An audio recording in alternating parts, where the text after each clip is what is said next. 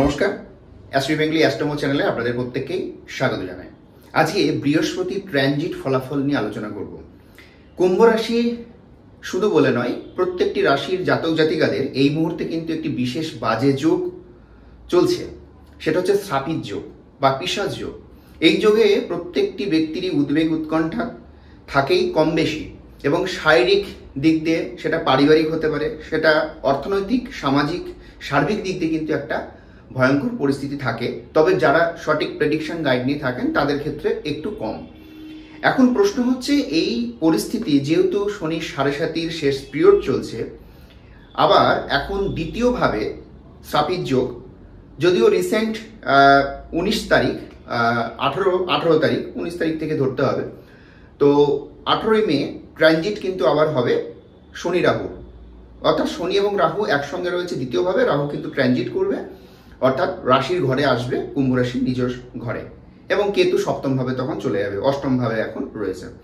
এই হচ্ছে পরিস্থিতি বর্তমান। এবং 14ই মে কিন্তু বৃহস্পতি সে ট্রানজিট করে মিথুন রাশিতে যাচ্ছে, যেটা 5th হাউস, অর্থাৎ কুম্ভ রাশির সাপেক্ষে।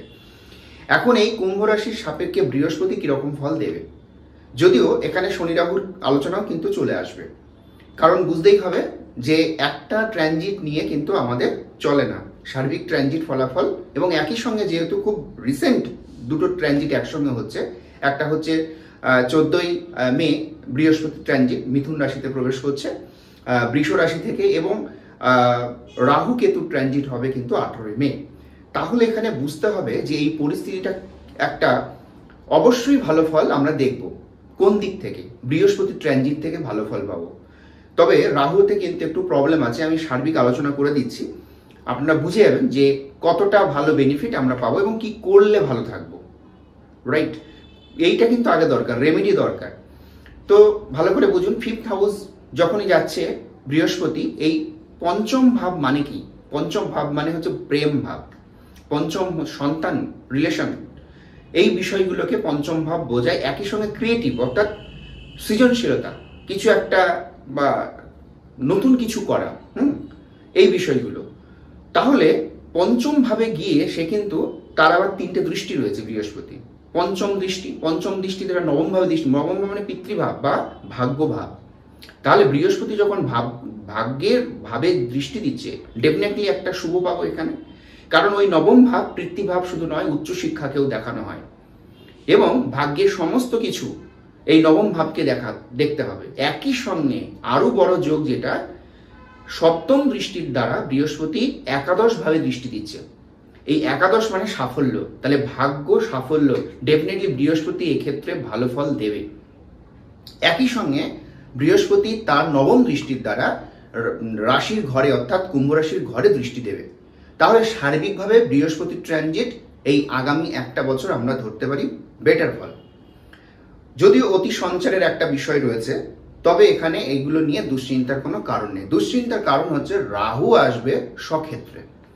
রাহু স্বক্ষেত্রে আসলে এখানে কিন্তু উদ্বেগ উৎকণ্ঠা বাড়ায়। দেখুন, সবকিছু না আমাদের 95% না মানসিক একটা ব্যাপার, সেটা শারীরিক হোক বা সামাজিক, অর্থনৈতিক, বা আপনি যে কর্মজীবনে রয়েছেন, সব কিছুতে 95% আমাদের মেন্টাল হেলথ যদি ঠিক থাকে তাহলে আমরা সাকসেস। যদি মেন্টাল হেলথ যদি আমাদের ঠিক না থাকে, তাহলে কিন্তু আমরা আমাদের দেহ এবং সমাজ, অর্থ সবকিছু ভালো থাকা সত্ত্বেও কিন্তু কিছু করতে পারবো না।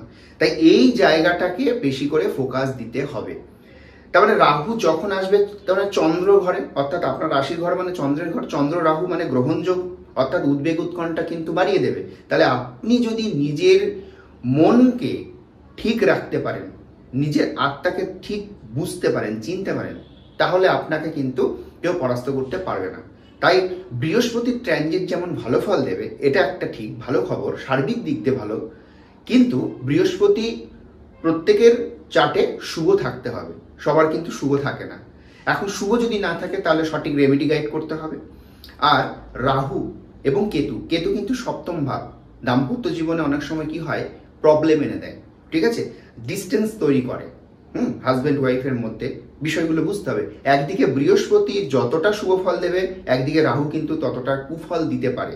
তাহলে এই জায়গাটায় নিজেকে ধরে রাখতে গেলে নিজের আত্মাকে চিনতে হবে, বুঝতে হবে, নিজের মনকে ঠিক রাখতে হবে। দেখুন, কথায় কথায় অনেকে অনেক কিছুই বলে, আমাকে একটাই আমি রেমেডি কথা বেশি করে বলে ফেলি, সেটা হচ্ছে মনকে ঠিক রাখা। সেটার একটাই শ্রেষ্ঠ উপায় হচ্ছে অনুলোম বিলোম প্রাণায়াম করা।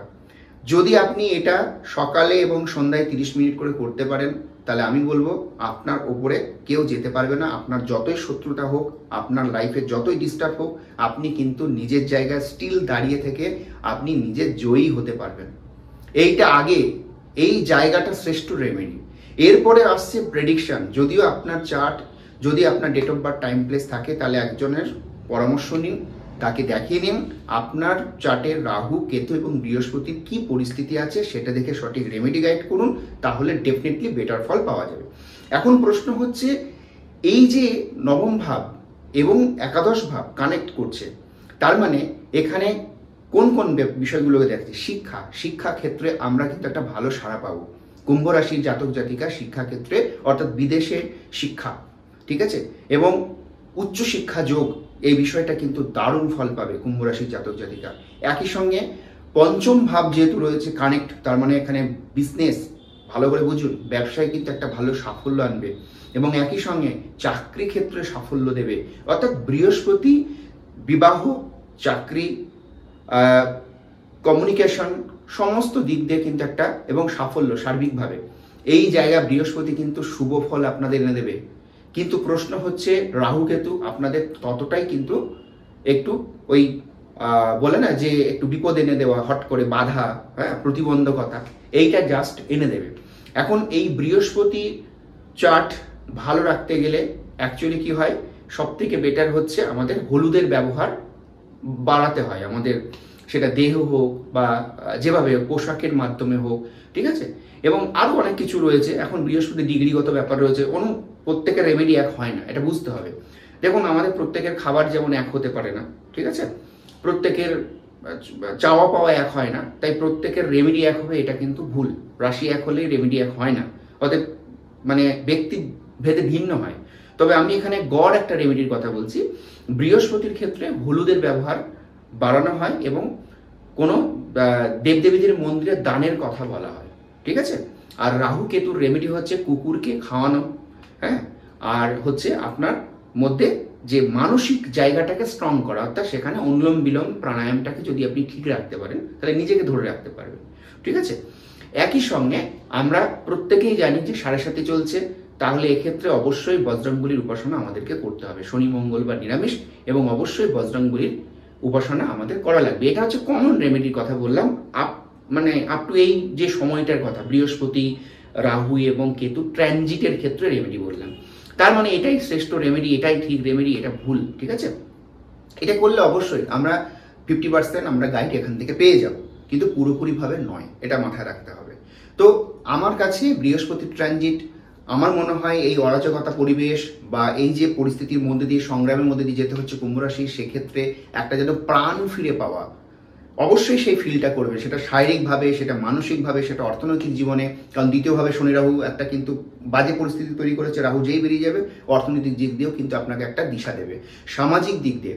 এক কথায় আমার কাছে ব্যক্তিগতভাবে যদি মনে হয় কুম্ভ রাশি জাতক জাতিকা এই বৃহস্পতি ট্রানজিটে প্রাণ ফিরে পাবে, একটা নিজেকে একটা কমফর্ট জোনে ফিল করবে, সেটা সার্বিক যে জোনে রয়েছে, যে যেখানে রয়েছে সেই জায়গায়, সেই প্ল্যাটফর্মে থেকেই সেটা নতুন কাজও সে পেতে পারে, তার প্রেম জীবন নতুন আসতে পারে, তার দাম্পত্য জীবনে একটা শুভ ফল আসতে পারে। যদিও সেখানে রাহু কেতু একটা প্রতিবন্ধকতা আনছে, তবুও কিন্তু সে সার্বিকভাবে, এবার বৃহস্পতি এমন একটা প্ল্যানেট, মনে রাখবেন, এ হচ্ছে সবার উপর দিয়ে সব থেকে বেটার ফল দেওয়া একটা প্ল্যানেট আমরা ধরে নিই, কারণ বৃহস্পতি যার ভালো, এবং একাদশে যদি দৃষ্টি আছে, মানে বুঝতে হবে এটা 100% আপনাকে শুভফল দেবে দেবে দেবে, এটা নিয়ে কোনো দ্বিমত নেই, কেউ বলতে পারবে না যেটা ভুল, হ্যাঁ।